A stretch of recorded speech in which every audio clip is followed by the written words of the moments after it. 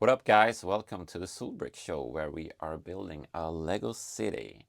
This is episode 3 of this new series, and the new town is called Soltown. And in the previous episodes, I worked on this mountainside and also this little waterway here with that medical center down there. You know, universal healthcare should be free for everyone. But we also need to expand the city. This is just a lot of countryside at the moment. So today we will be working on adding a road here and then some sort of business here, but also a residential area will start back here. The road system I'm going for is this old one, which is the only good one from the Lego group. Every other version of roads are horrible, an abomination to mankind.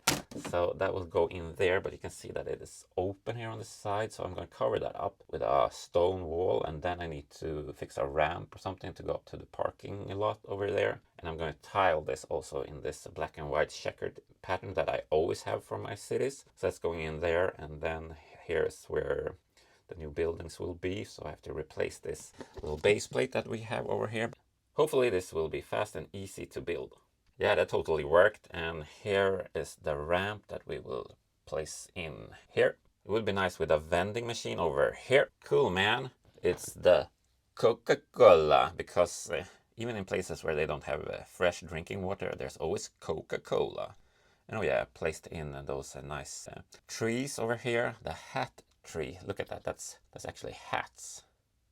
The first residential building is at 570 townhouse from 1979 that I've modernized a bit. Added a cherry tree and the chicken coop. However, they don't have a cock or a rooster. My wife really wants that for our garden. The interior is rather Spartan and quite old school, but we're not going to look at it ever again. Looks like they are watching a rodeo on the television set. The family consists of the mother, Ulla-Britta, the middle-aged dad called Stefan, and their kid, Tjofsadottir, which is an old Viking name. She loves to play football. Stefan has a midlife crisis, that's why he looks so cool. The next building is set 6372 townhouse from 1982. This is such a beautiful residence, to be honest. I like the larger windows that's facing the garden. And here's Lisa Fisa and her husband Gorgen. He's a scrum master. The interior is quite lovely, with a kitchen and a bedroom with separate beds. Maybe they become more like brother and sister. That's hot. I love this bird. I think it's from Austria. Down under. Alright, that's cool and all, but now it's time to add the business, because people need jobs so they can contribute to the destruction of our planet. Here's at 6373 motorcycle shop from 1984. A truly iconic Lego set if you ask me.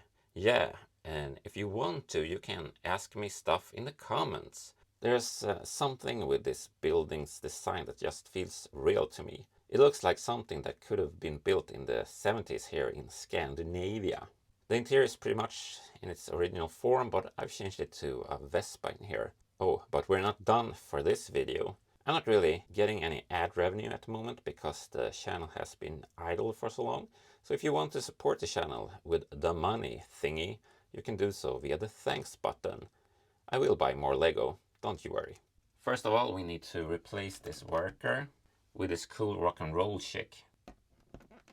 The family in the townhouse needs a car, and for that we have a set 6501 Sport Convertible from 1987.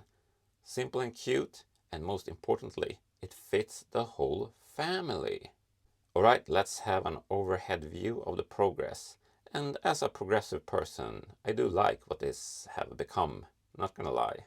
With that said, stay away from the nonsense, stay awesome, and please subscribe.